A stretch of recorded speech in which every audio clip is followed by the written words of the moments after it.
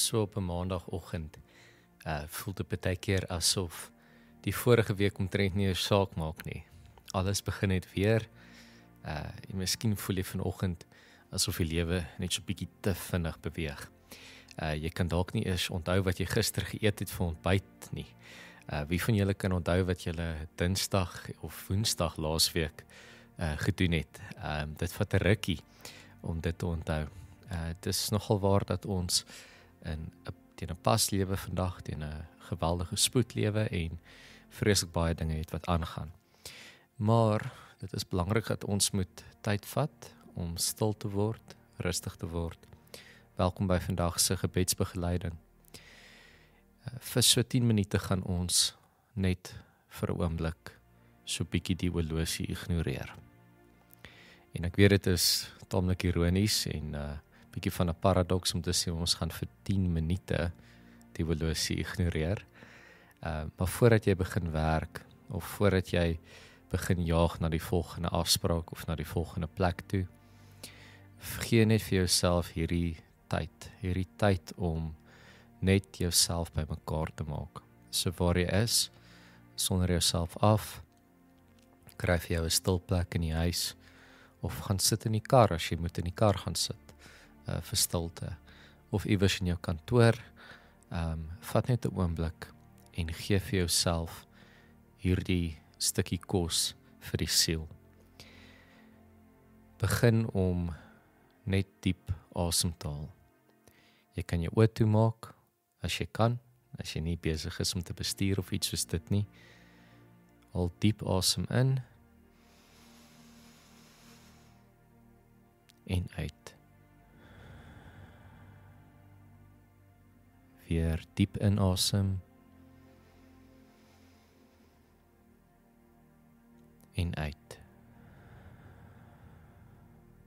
En net vir 'n derde keer lekker diep in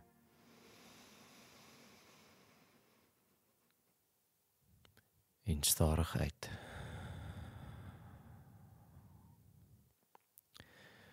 Vader, dankie dat U vir ons tyd gee.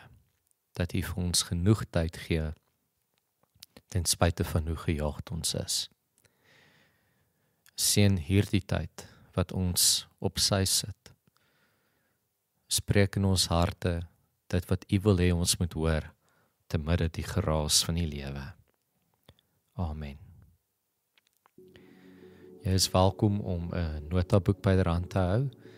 Jy is ook welkom om 'n Bybel byderhand te hou as jy graag 'n Bybel by jou wil hou. Ons gaan kyk na Prediker 3 vanoggend kortliks en hierdie teksgedeelte gaan ons lei in bewuswording en dit gaan ons lei in gebed.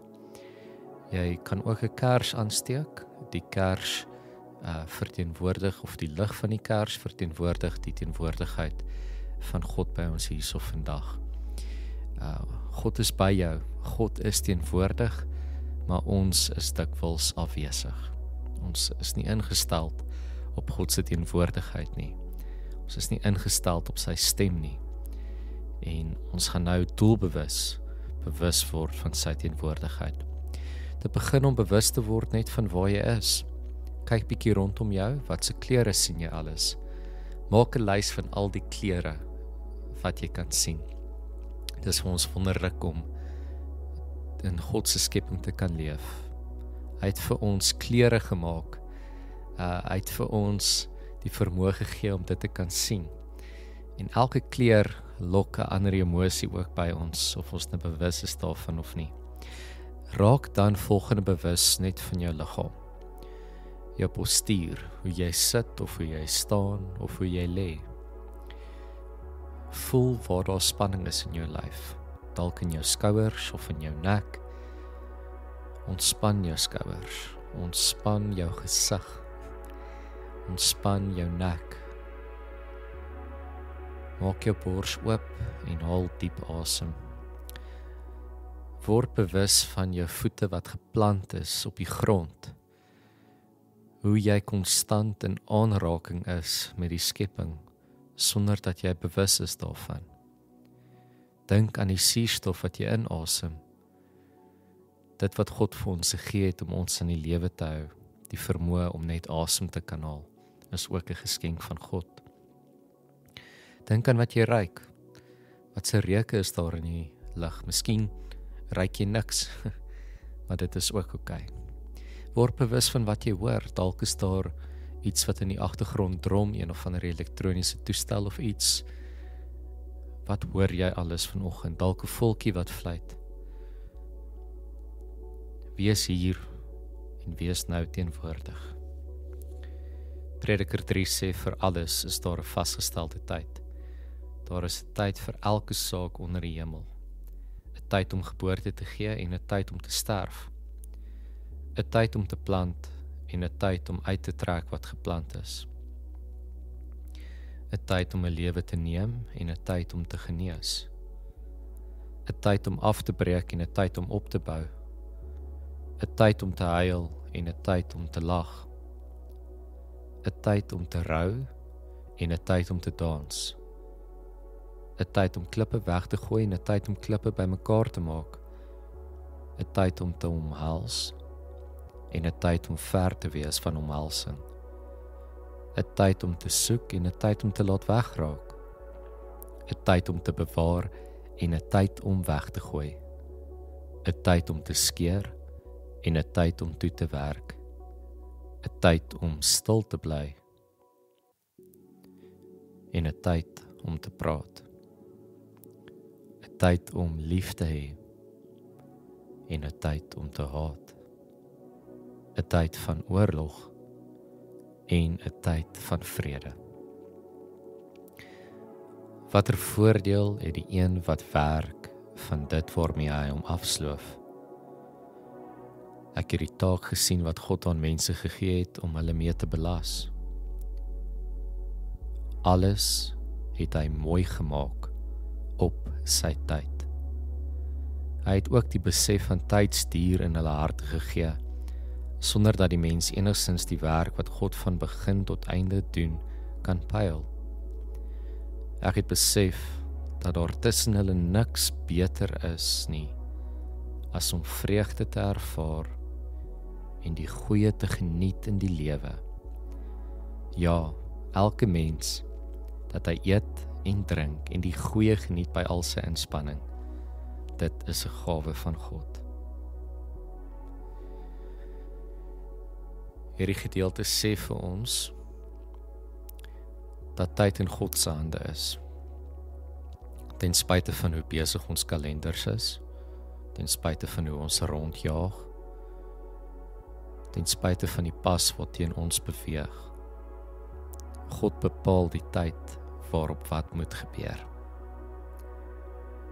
En dan die eenvoud van vreugde, dat God vir ons 'n gawe gee. En die gawe is om die lewe te geniet. Die feit dat jy goedjies het in jou lewe wat jy kan geniet, is 'n teken van God se teenwoordigheid. En hoor hoe eenvoudig is die goed wat ons kan geniet. Ons kan ons kos, dit wat ons eet en dit wat ons drink, kan ons geniet. So in vandag, waar jy dalk iewerste 'n breek gaan vat, of tussendeur werk, of tussendeur e-posse 'n broodjie gaan eet, of 'n stukkie beskuit en 'n koffie gaan doop, of 'n koppie tee vanmiddag gaan drink, ervaar werklik net die eet en die drink daarvan, en sien dit as 'n gawe van God, en geniet dit. Dit is 'n gawe om te kan leef. Geniet elke liewe oomblik daarvan. Moenie jou genot opoffer vir iets of iemand anders nie. Moenie daardie gawe wat God vir jou gegee het, om gelukkig te kan wees, prys gee om iemand anders tevrede te stel nie. Om af te sluit, gebruik 'n notaboek en 'n pen en dink aan iets waarvoor jy vandag dankbaar is. Iets in jou lewe wat vir jou blydskap gee. Dit kan ook iemand wees en skryf dit neer. Tweedens, Word bewus van dit wat daai vreugde steel. Iets wat swaar op jou hart druk. Of iemand. En skryf dit ook neer. En dan derdens, ons is almal verbind aan mekaar deur een God en een Gees en een skepping. Dink aan iemand anders wat vandag jou gebed nodig het. Skryf hulle naam neer.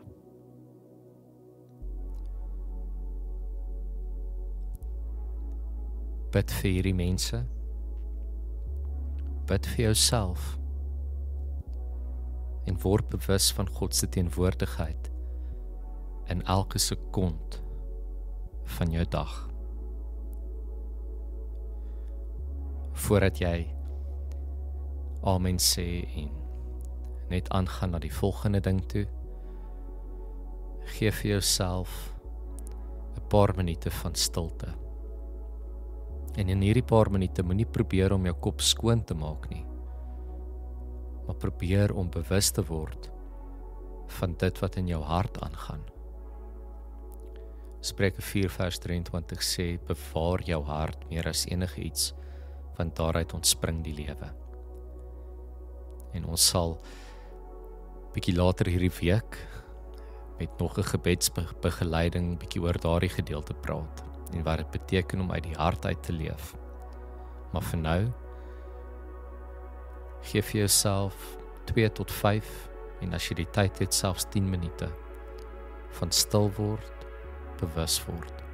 Haal diep asem, ontspan jou liggaam en sentreer jouself binne in die teenwoordigheid van God. Amen.